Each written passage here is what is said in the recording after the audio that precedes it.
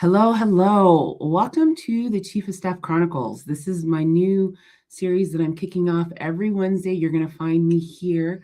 I'm talking to you about something in the day in the life of a Chief of Staff. I've had a lot of people ask me, what does it take to be Chief of Staff? And what I want to do really is provide you with tips and then just talk to you about some of the things that I encounter as a Chief of Staff and how I handle the great things that are going on, as well as some of the challenges that are happening. I've brought a guest on the show today, my little one, Milagro. And sometimes life is happening and you have to honor and respect that time. So I've invited you into my office. Usually I have a different screen, but this has been an interesting week and I wanted to talk to you a little bit about it. Last week we talked about 4 goals for self-care, just being able to take care of yourself.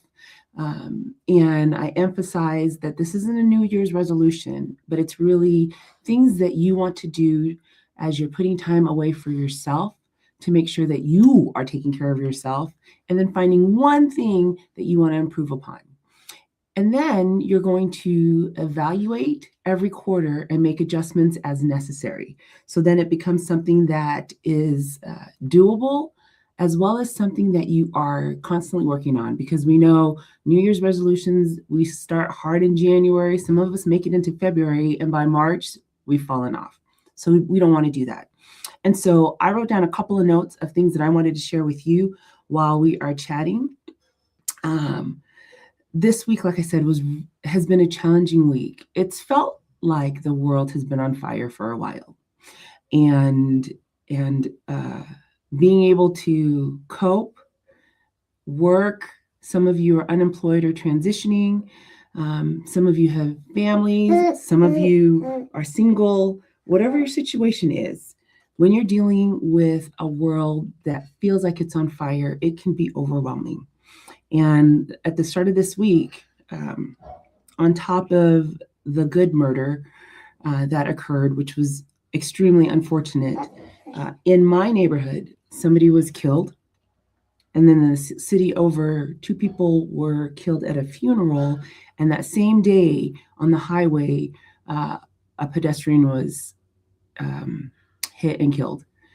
And I read all of this news in the matter of about, 5 minutes.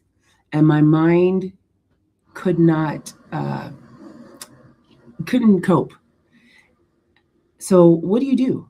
What do you do when you have those types of things that eke into your world and you don't know how to cope? Luckily for me, I do have a good relationship with my boss. And I sent her a note immediately and I said, look, this is what's just happened today. I'm overwhelmed. And I'm still here working, but know that my responses are going to be delayed because I'm just trying to figure out how I feel, not even a reaction, but just how I feel. And she was extremely supportive.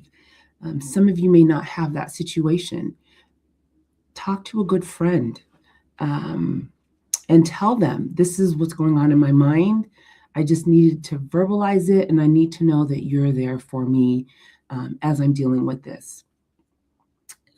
Like I said, every situation is different. You may opt to go for a walk. You may opt to just meditate, whatever is the thing that can help you find some peace in the moment. And again, like for me, because I'm employed, it's not like I just go, I could take the day off. I'm lucky that I work in a situation where that's possible. But if that's not the case, you may need to just take, 15, 20 minutes, an hour, whatever it is, to just step away from everything and kind of recenter yourself.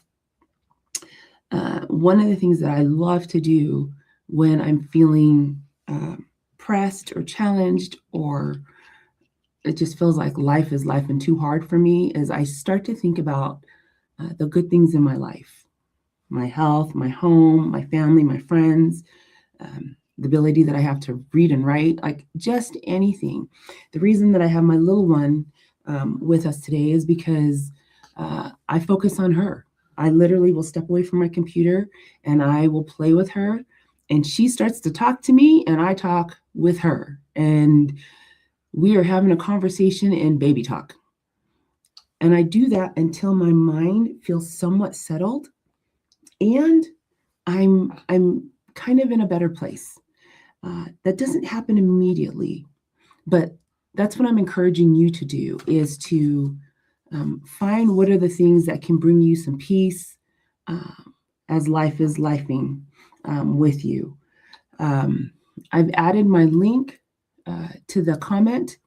If you want some tips, if you want to have a conversation with somebody who can also collaborate with you as you're trying to figure out your next steps, what you want to do, and how you want to cope, reach out to me, set up some time.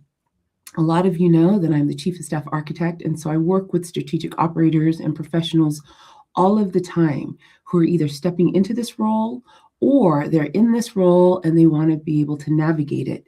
Being a Chief of Staff while life is lifing is hard because you can slow down, but it's not often that you're able to slow down. But there are some tips and tricks around how you can do that successfully. And so I look forward to talking with you.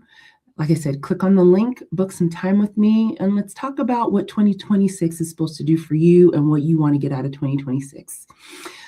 Signing off, and we will chat very soon. So have a wonderful day.